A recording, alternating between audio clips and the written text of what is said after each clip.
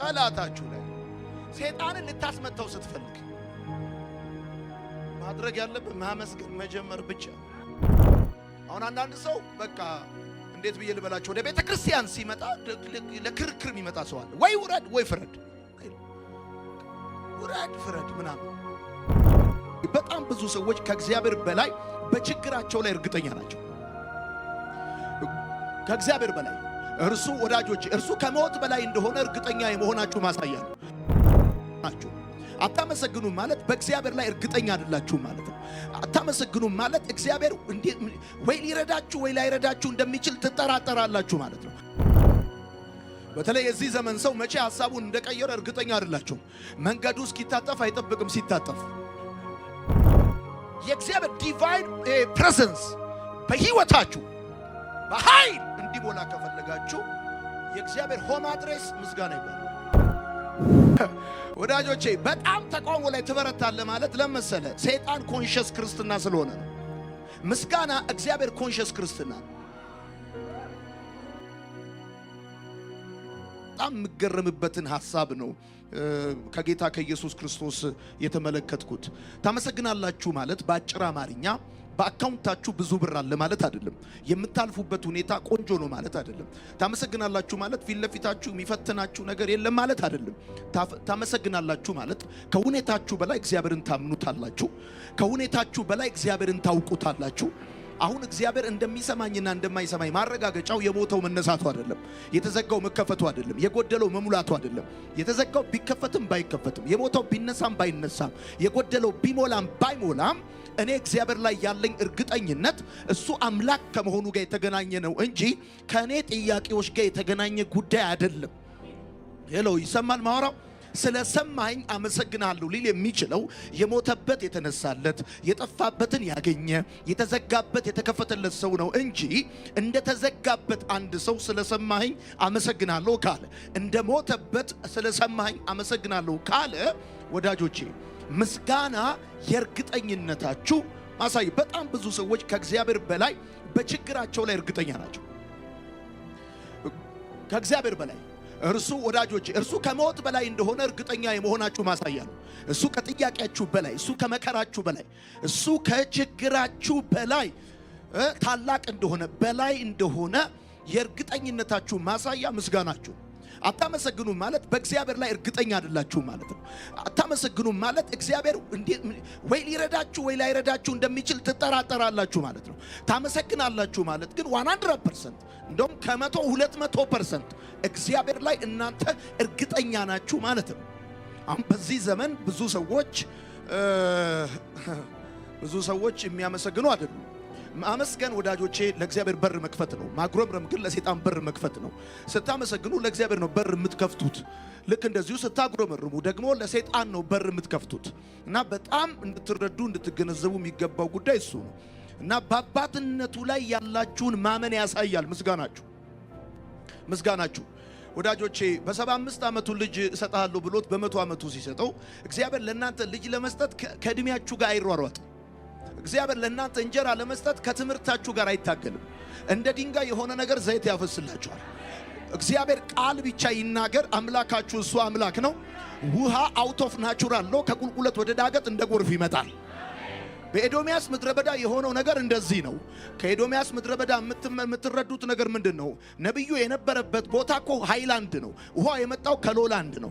በታሪክ ውሃ ከሃይላንድ ወደ ሎላንድ እንጂ ከሎላንድ ወደ ሃይላንድ አይመጣም። ነገር ግን አውት ኦፍ ናቹራል ሎ መስራት የሚችል አምላክ አለ። የሌለን እንዳለ አድርጎ የሚጠራ ለሙታን ሕይወትን የሚሰጥ ባመነበት በአምላክ ፊት አብርሃም የብዙዎች አባት ሆነ ይላል መጽሐፍ አይደለ? ወዳጆቼ በሚቀጥለው ዘመን መብዛትና መግዛታችሁን የሚወስነው ዛሬ እግዚአብሔር ላይ ያላችሁ እርግጠኝነት ነው። ዛሬ እግዚአብሔር ላይ ያላችሁ ኮንፊደንስ ነው። ወዳጆቼ በደንብ አድርጋችሁ እንድሰሙ ይፈልጋለሁ። በፈለከው መመዘኛ በዚህ ዘመን ባለ ሰው ላይ እርግጠኛ መሆን አትችልም። የዚህ ዘመን ሰው ላይ እምነትህን፣ ህይወትህን፣ ቢዝነስህን፣ ሐሳብህን፣ ትዳርህን መጣል አትችልም። እርግጠኛ ልትሆን የምትችለው በእግዚአብሔር ላይ ብቻ ነው። ሰው ሐሳቡ ሊቀይር ይችላል። ሰው ብዙ ነገሩ ሊቀይር ይችላል። በተለይ የዚህ ዘመን ሰው መቼ ሐሳቡን እንደቀየረ እርግጠኛ አይደላችሁ። መንገዱ እስኪታጠፍ አይጠብቅም ሲታጠፍ። ጠዋት ወርቅ ያላችሁ ከሰዓት ጨርቅ ይላችኋል። ጠዋት አንበሳ ያላችሁ ከሰዓት ሬሳ ይላችኋል። ጠዋት አለው ያላችሁ ከሰዓት በኋላ የለም። በእርግጠኝነት የሚታመን እንጂ የማይጠረጠር እግዚአብሔር ብቻ ነው። የሚታመን እንጂ የማይጠረጠር፣ ሌላው በጠቅላላ የሚጠረጠር ነው። እግዚአብሔር ግን የሚጠረጠር ሳይሆን የሚታመን ነው። ለዚህ ነው የሌለን እንዳለ አድርጎ በሚጠራ ለሙታን ሕይወትን በሚሰጥ ባመነበት በአምላክ ፊት አብርሃም እርግጠኛ በሆነበት ወዳጆቼ ሳራ እንኳን እድሜዋ ባለፈ ጊዜ ለመውለድ በእምነት ኃይልን አገኘች ነው የሚለው። ችሎታችሁን፣ ገንዘባችሁን፣ ዘራችሁን፣ ዕውቀታችሁን ሳይሆን እግዚአብሔር ላይ ያላችሁን እርግጠኝነት ማሳያ ነው። ምስጋናችሁ እሱ ነው የሚያወራው። ምስጋናችሁ መንገዳችሁ ሃይላንድ መሆኑን ወይም ደግሞ ይሄ ሃይዌይ መሆኑን አይደለም የሚያወራው። ነገር እንደቀለላችሁ በምቾት ውስጥ እንዳላችሁ አይደለም የሚያወራው። ምስጋናችሁ ምድርን ከሰማይ ያነካካል፣ እግዚአብሔርን ከዙፋኑ ያነቃንቀዋል። እውነቴን ነው የምነግራችሁ። በዚህ ረገድ እግዚአብሔር ላይ ያላችሁ እርግጠኝነት እንደሰማኝ እርግጠኛ ነኝ። እንደሰማኝ እንዳየኝ እርግጠኛ ነኝ። ደግሞ ወዳጆቼ እንኳን አይደለም መዝሙሬ፣ ዝምታዬ እንኳን ለሱ ቋንቋ ነው። እንኳን አይደለም ችላችሁ አንደበታችሁን ከፍታችሁ አይደለም፣ በዝምታ ውስጥ እንኳን እንደዛ አይነት ጥሞና ውስጥ እንኳን ስትሆኑ በደንብ አድርጎ የሚሰማችሁ kind of prayer። ምስጋና የጸሎት አይነት ነው። ምስጋና ምንድን ነው? የምስጋና በረከቶች ነው ማወራላችሁ መጨረሻ ላይ። ግን ምስጋና it's a kind of prayer። በመጽሐፍ ቅዱሳችን ውስጥ ብዙ አይነት የጸሎት አይነቶች አሉ። ብዙ የጸሎት አይነቶች አሉ። ለምሳሌ የልመና ጸሎት አለ። ከዛም ሲቀጥል ደግሞ ለምሳሌ ፕሮፌቲካል ጸሎት አለ፣ ትንቢታዊ ጸሎት አለ። በእግዚአብሔር መንፈስ በእግዚአብሔር ቃል ላይ መሰረት አድርጋችሁ የምትጸልዩት ትንቢታዊ ጸሎት አለ። እሱ ብቻ ሳይሆን ይሄ ሲቹዌሽንን የማባረር ጸሎት አለ። ይሄን ተራራ ተነቅለ ወደ ባህር ግባ ብላችሁ ብትሉት የሚለው ጸሎት ማለት ነው። እሱ ብቻ አይደለም፣ ብዙ ጸሎት አለ። ለምሳሌ የተቃውሞ ጸሎት አለ። እኛ ኢትዮጵያኖች በጣም የምንችለው ጸሎት ልቀቅ ካልን እማንለቀው ራሱ የልቀቅ የሚለውን የተቃውሞ ጸሎት ራሱ በጸሎት ነው አንዳንድ ሰዎች የሚያስቆሙን። በቃ ኢዝ በቃ ተው በቃ። ወዳጆቼ በጣም ተቃውሞ ላይ ትበረታለህ ማለት ለመሰለ ሰይጣን ኮንሺየስ ክርስትና ስለሆነ ነው። ምስጋና እግዚአብሔር ኮንሺየስ ክርስትና ነው። እግዚአብሔር የገባው እግዚአብሔር ላይ ኮንሺየስ የሆነ ክርስትና ማይንድ ያለው ሰው በጣም የሚያበዛው ፕሬዝ ነው። በጣም የሚያበዛው ምስጋና ነው፣ አምልኮ ነው፣ ውዳሴ ነው። ነገር ግን ሰይጣን ኮንሺየስ ስትሆን በሰማይ ተምዘግዝገ በምድር ተወንጭፈ ከቅርብና ከሩቅ ከባህር ወጥተ ደንና ዱር አራዊት የማያውቀውን የዘንዶ አይነት ሁሉ የምትጠራው። ነገር ግን ይገርማቸዋል ምስጋና በራሱ አንዳንድ ሰዎች ሲያመሰግኑ እየጸለዩ አይመስላቸው። ነገር ግን ምስጋና በራሱ ጸሎት ነው። እንዴት ነው ምስጋና በራሱ ጸሎት ነው ብዬ ስላችሁ እንደውም ልንገራችሁ አይደል? ይሄ እንደውም ምን ይባላል መሰላችሁ? the higher form of prayer is praise prayer። እውነቴን ነው የምነግራችሁ። በጣም የሚሰማ ጸሎት እያልክ የምትጸልየው ጸሎት አይደለም፣ እያመሰገንክ የምትጸልየው ጸሎት፣ እየነፈረክ የምትጸልየው ጸሎት አይደለም። ገብቶሃል? ኢየሱስ ጌታ። በጣም የሚሰማ ጸሎት እያመሰገንክ የምትጸልየው ጸሎት። ፋዘር አይ ታንክ ዩ፣ አመሰግናል የኔ አባት እንደምትሰማኝ አውቃለሁ። ስለሰማኝ አመሰግናል።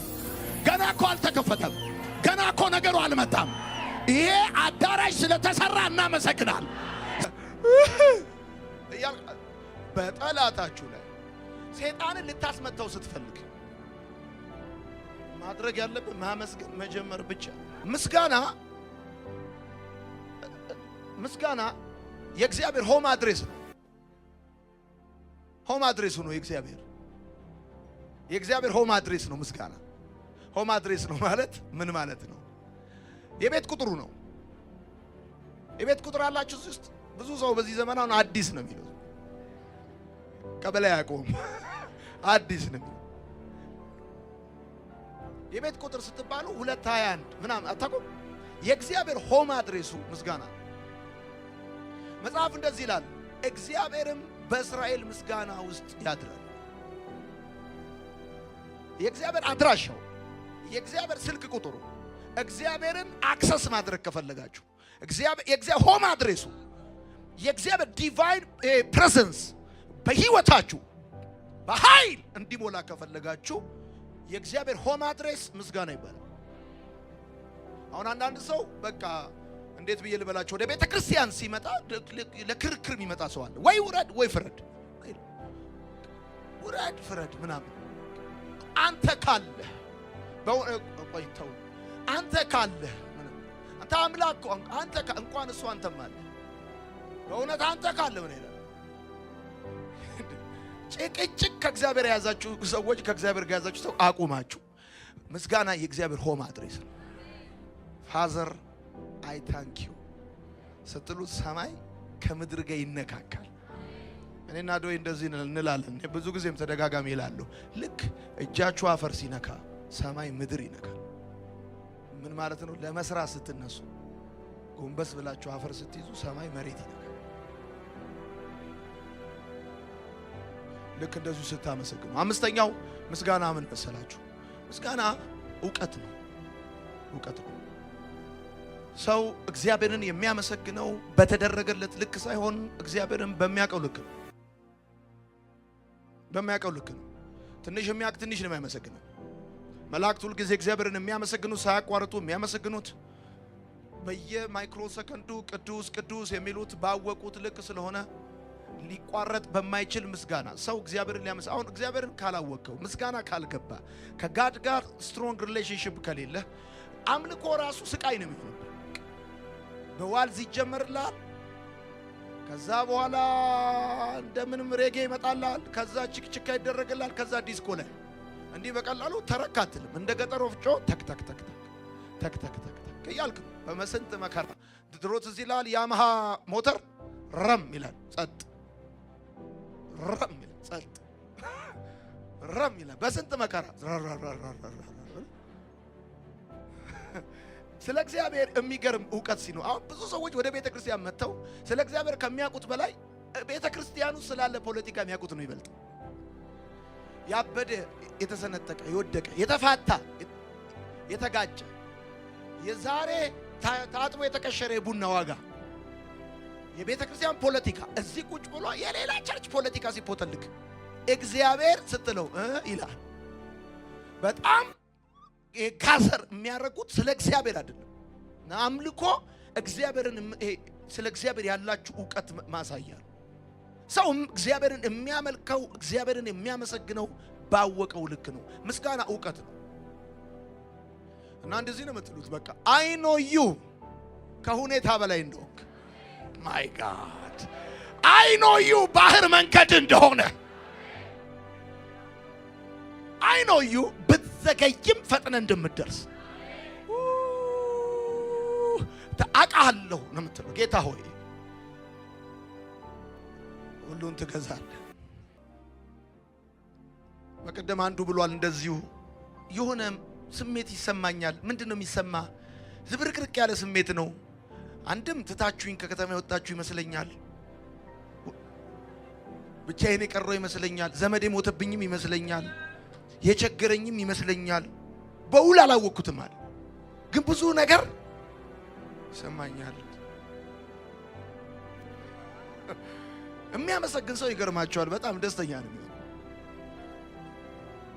ደስተኛ ነው የሚሆነው። መዝሙር 45 ቁጥር 7 ላይ ታገኙታላችሁ። ዳዊት ደስተኛ እንደነበረ የሚያመሰግን ሰው በጣም ሃፒ በሃፒ ነው። ሃፒ በሃፒ ነው። በቃ ዲፕሬሽን ምናምን ሐዘን፣ ጭንቀት ምናምን በቃ ሳይካትሪስት ምናምን የሆነ ሳይኮሎጂስት ምናምን። አንድ ኮሜዲያን አንድ ጊዜ ደወለልኝና በጣም እንድጸልይልኝ ፈልጋለሁ ምናምን አለኝና እየቀለልክ እንዳይሆን አልኩት። ስለዋይ ዮኒ እኔ እኮ መድረክ ላይ ነው ማስቀው፣ መሬት ላይ እሳቀቃለሁ አለ። እኔ እኮ መድረክ ላይም ስቃለሁ፣ መሬት ላይም ስቃለሁ። የሚያመሰግን ሰው ይሄ ስትረስ የሚባል ጉዳይ፣ ጭንቀት፣ ዲፕሬሽን፣ ጆይ ይሞላል። ደስታ በደስታ ያው ዋይፍ አለች። የሚያመሰግን ሰው በክፎች ምክር አይያዝም። የሚያመሰግን ሰው የጌታን ምሕረት ያያል። ወደ እኔ ተመልከቱ። ይሄ ዓመት የእግዚአብሔርን ታማኝነትና ምሕረት የምታዩበት ዓመት ነው። በቤት በትዳራችሁ፣ ያገለገላችሁት፣ ያመናችሁት፣ የተንበረከካችሁት፣ ያድነኛል ያላችሁት አድኗችሁ የምታዩበት ዓመት